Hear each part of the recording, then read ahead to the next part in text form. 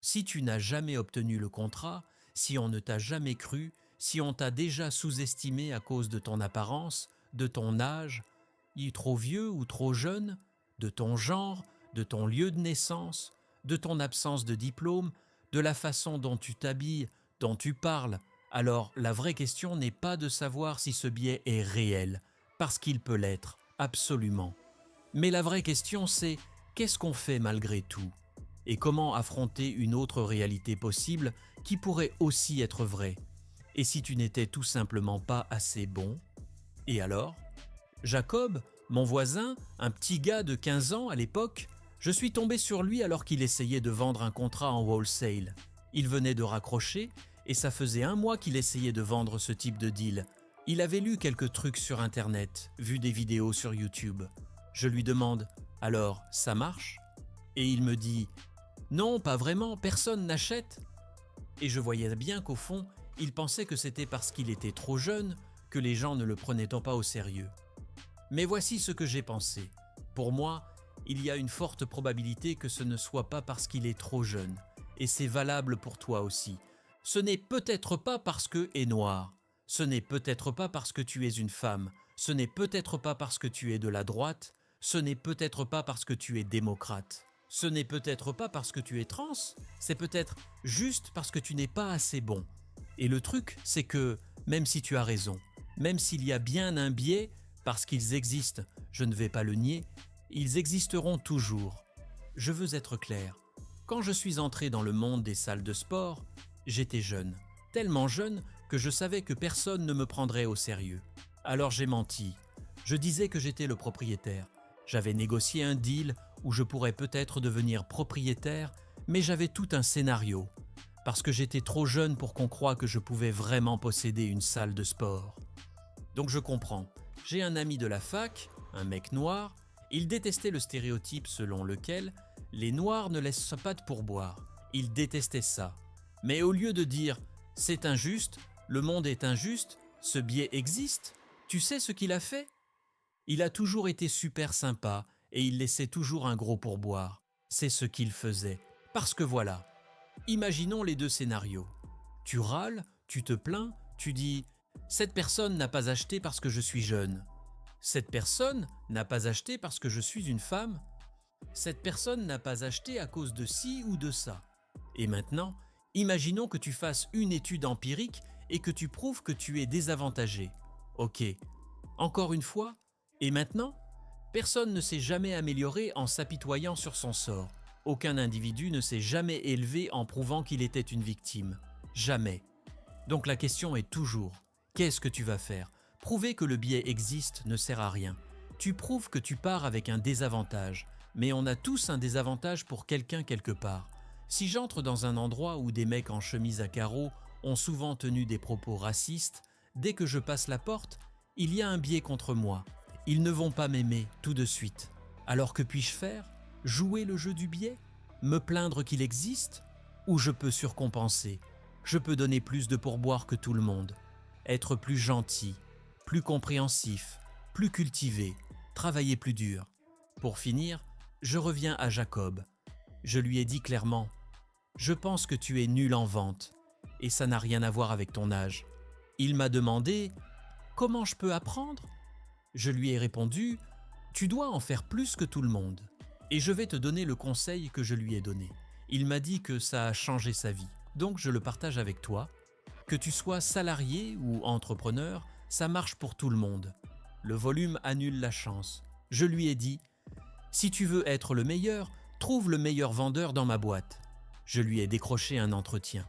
Pas un poste, un entretien, je lui ai dit. Le recruteur, c'est lui qui décide. Il a 10 autres candidats. Finalement, il a eu sa chance. Je lui ai dit « Regarde le meilleur. Fais 2 fois plus que lui, parce qu'il est meilleur que toi. Si tu fais autant que lui, il sera toujours devant. Tu dois faire ce qu'il fait, plus une journée complète de travail en plus. » Et c'est ce qu'il a fait. Il a commencé à faire 2 fois plus que le meilleur.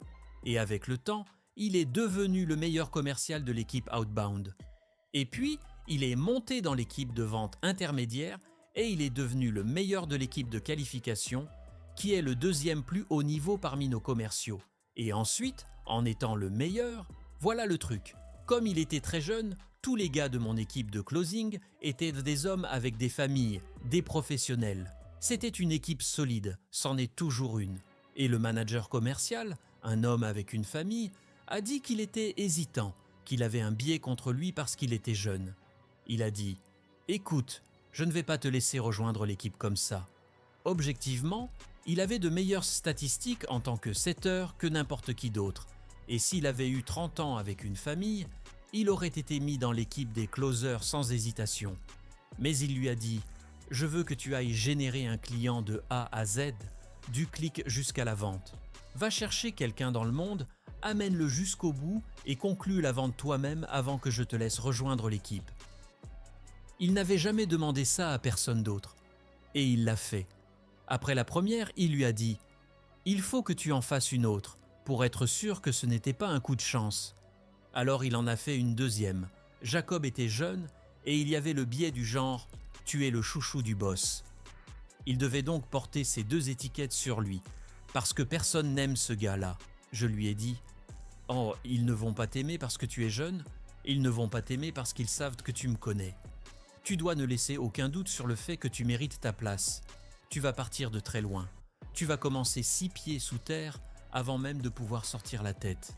C'est comme ça. » Je lui ai dit « Soit tu râles et tu perds, tout en ayant raison, soit tu gagnes. Et tu gagnes malgré tout. » Et qu'est-ce qu'il a fait? Il est devenu le meilleur commercial de l'équipe devant tous les hommes adultes avec leur famille. Y avait-il un biais? Oui. A-t-il dû faire plus que les autres pour rejoindre l'équipe? Oui. A-t-il dû prouver des choses que personne d'autre n'a eu à prouver? Oui. Donc, si tu es dans cette position et que tu sens qu'il y a un biais contre toi, voici la question que je te poserai. Si tu es un employé, pose-toi cette question. Qu'est-ce qu'il faudrait? Qu'est-ce qu'il faudrait pour que je rejoigne l'équipe? Qu'est-ce qu'il faudrait pour que je devienne manager? Pour que je sois directeur? Pour que j'aie une augmentation, une promotion? Si je suis le patron et que je veux conclure une affaire, qu'est-ce qu'il faudrait pour qu'on fasse affaire ensemble? Qu'est-ce qu'il faudrait pour que tu dises oui? Que devrais-je faire objectivement? Je comprends que tu sois hésitant. Je comprends que je sois jeune. Je comprends que j'ai eu cette opportunité parce que quelqu'un a parlé en ma faveur et m'a obtenu un entretien dès le premier jour. Je le comprends. Alors, qu'est-ce qu'il faudrait? Laisse-moi compenser. Je ne vais pas juste laisser un pourboire normal. Je ne vais pas donner 20%, parce que les gens qui me ressemblent ne donnent pas 20%. Je vais donner 100%. Dis-moi juste, qu'est-ce qu'il faudrait pour te faire changer d'avis? Qu'est-ce qu'il faudrait pour que tu ne penses pas que je suis un plouc ou que je suis complètement inculte ou sans éducation? Qu'est-ce qu'il faudrait? Personne ne gagne à utiliser une excuse. Tu te fais du mal en acceptant cette excuse comme vraie. Parce que l'excuse qui dit qu'il y a un biais et que ce biais est la raison pour laquelle tu n'as pas avancé te donne une justification pour ton échec. C'est tout. Elle te donne une couverture confortable pour dire « Je n'ai pas réussi, mais c'est à cause de ça ». Parce que l'alternative, c'est de dire « Je ne suis juste pas assez bon ». Et ça fait mal à l'ego. Plus il y a de biais contre toi, plus ton histoire devient puissante. Une histoire que personne d'autre ne pourra raconter. En fait, la seule chose qu'on peut contrôler, c'est notre volonté de faire l'effort. Ça fait tellement mieux de dire « Je n'ai pas gagné à cause d'un facteur externe ». Ça nous fait nous sentir mieux. Mon restaurant est bon, mais il est juste dans la mauvaise rue. Je suis bon en vente, mais il ne me laisse pas avancer parce que je connais Alex, ou parce que je suis trop jeune, et je vais juste attendre un peu.